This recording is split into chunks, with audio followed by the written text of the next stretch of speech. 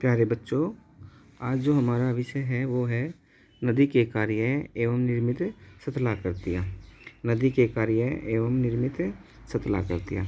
सबसे पहले हम पढ़ेंगे नदी का अर्थ, जन्म एवं यात्रा।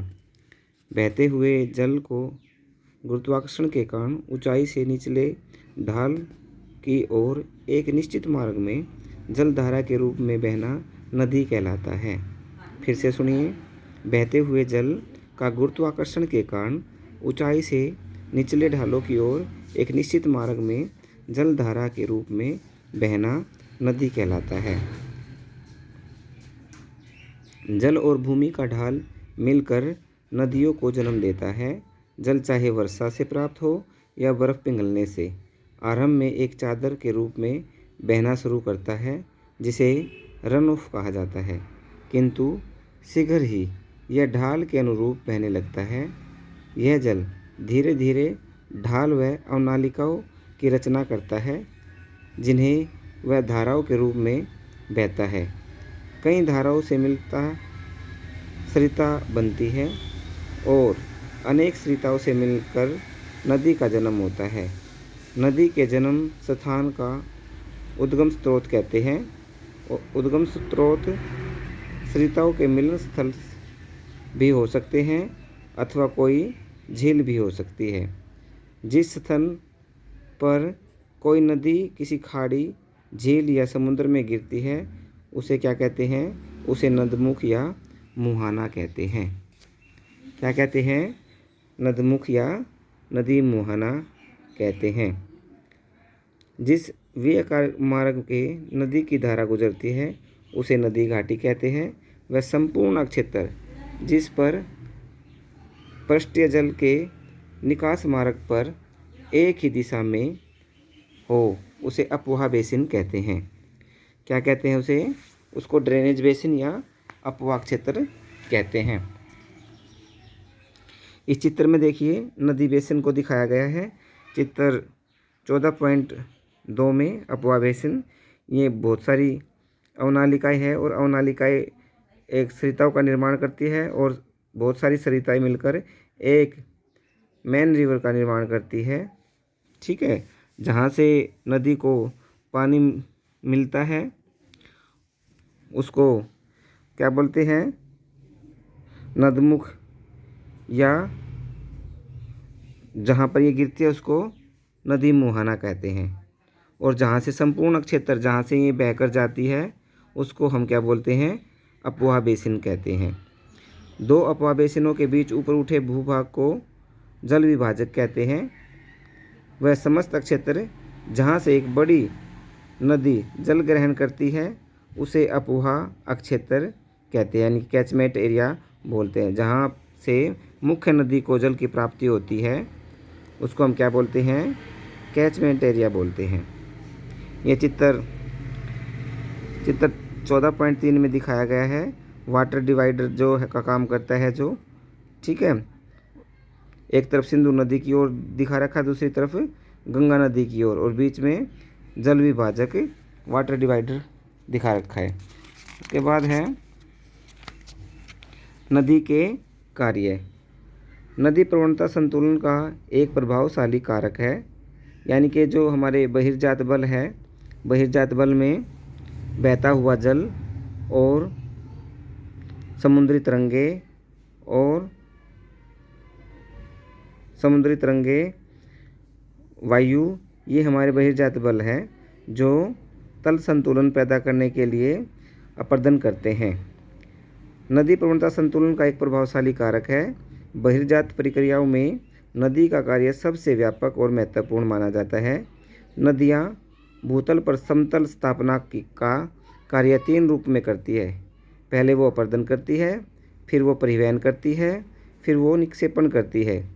नदी का अपर्दन कार्य। बहिर्जात बलों में नदी का अपर्दन कार्य भी तल संतुलन में अहम भूमिका निभाता है। बहते समय नदी का जल एक संगत तारक की भांति अपनी तली और किनारों की चट्टानों को काटता, छाटता और खुरचता हुआ, इसे नदी का अपर्दन कार्य कहते हैं। नदी 2 प्रकार से अपर्दन करती है: भौतिक अथवा यांत्रिक अपर्दन तथा रासायनिक अपर्दन। नदी द्वारा भौतिक अथवा यांत्रिक अपर्दन। भौतिक अपर्दन में नदी अपने जल के बल से अपने तटों और तलहटी को काटती है और नदी द्वारा भौतिक अपर्दन तीन रूपों में होता है। सबसे पहले अपघर्षण होता है। अपघर्षण में क्या होता है, नदी अपने प्रभाव वेग से सैल मलबों को, जो चट्टानें हैं, उन चट्टानों के टुकड़ों को तलहटी के साथ घसीटते हुए स्वतंत्र रूप से बहा ले जाती है। ये चट्टानी टुकड़े औजार की तरह कार्य करती है और अपने मार्ग में आने वाली धरातलीय चट्टानों को खुरचते हुए चलते हैं। इसे अपर्दन और बढ़ता है। अपर्दन का यह रूप अपघर्षण कहलाता है। इसे क्या कहते हैं, अपघर्षण कहते हैं। जो नदियाँ अपनी तलहटी से खुरचती हुई चट्टानी टुकड़े चलते हैं तो उससे क्या होता है, उसको हम अपघर्षण बोलते हैं। उसके बाद है सन्निघर्षण। जब नदी में बहाकर लाए गए असंगठित पदार्थ आपस में टकराते हुए व रगड़ खाते हुए चलते हैं तो घाटी दोनों का अपर्दन होता है। जो घाटी में दोनों, जो वर्टिकल और हॉरिजॉन्टल दोनों तरफ साइड बाय साइड क्या होता है, अपर्दन होता है। बड़े बड़े शिलाखंड घिसकर गोल व नुकीली गुटिकाओं में बदल जाते हैं। अंततः ये टुकड़े बजरी और बालू रेत में बदल जाते हैं। अपर्दन का यह रूप सन्निघर्षण कहलाता है। यानी कि जो नदियाँ कंकड़ पत्थरों को बहाकर लाती हैं, में आपस में टकराते हैं और टूटते रहते हैं नुकीले पत्थरों के रूप में, उसको हम क्या कहते हैं, सन्निघर्षण कहते हैं। उसके बाद है जल की दाब क्रिया। जल की दाब क्रिया में क्या होता है, चट्टानों के अपर्दन की इस विधि में नदी और वेग और दबाव के कारण मार्ग में पड़ने वाली चट्टानों के कण को ढीला करके बहा ले जाती है। ये तो हो गए आपके यांत्रिक अपर्दन। उसके बाद नदी द्वारा रासायनिक अपर्दन कैसे होता है। नदी द्वारा चट्टानों का रासायनिक अपर्दन संरक्षण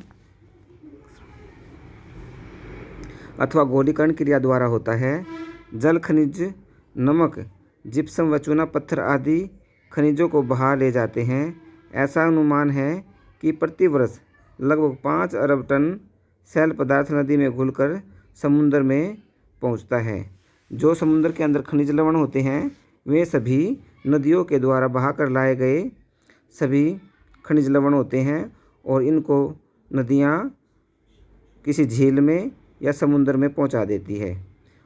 नदी की अपर्दन अक्षमता को निर्धारित करने वाले कारक।